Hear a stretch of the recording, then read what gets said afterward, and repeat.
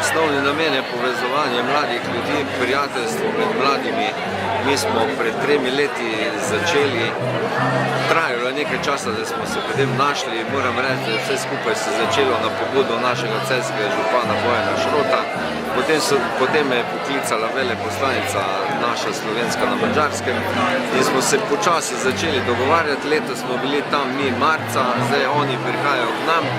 V 3 dneh, kolikor so tule, bojo predstavili pač svoje dejavnosti, se pokazali, kdo so, s čim se ukvarjajo. Potem pa seveda sledi, kdaj v prihodnjem letu pa spet naš obisk na Madžarskem. Računamo, glede na to, da smo stare šole, eni in drugi, mi smo preko 200 let, oni pa celo preko 300, da bomo ustvarili eno tako lepo prijazno sodelovanje med šolama in državami. Zdaj so, podobno kot smo mi bili na Madžarskem, jih je 15, ker so zdaj pač vrnili obisk v približno tem številu, kot je bilo nas.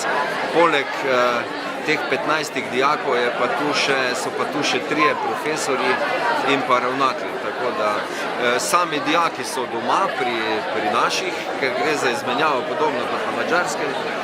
Profesorji pa ravnatelji so pa seveda v hotelu, tako kot smo tudi mi bili na Madžarskem.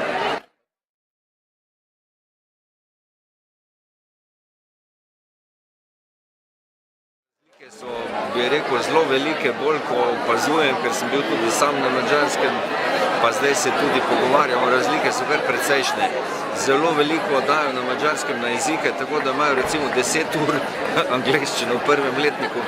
Pred kakšnim letom jim je pa sam predsednik Orban enostavno določil 5 ur športne vzgoje na teden, pri čemer tudi ni nič vprašal, kje jo bojo izvajali. Skratka, imajo zelo zanimiv predmetnik, seveda pri matematiki verjetno malo manj ur glede na jezike, ampak so pa, kot vidim, zelo v redu fantje in punce in tudi profesor in ravnatelj, ki je danes tu, so zelo fajn ljudje, če povem po domače.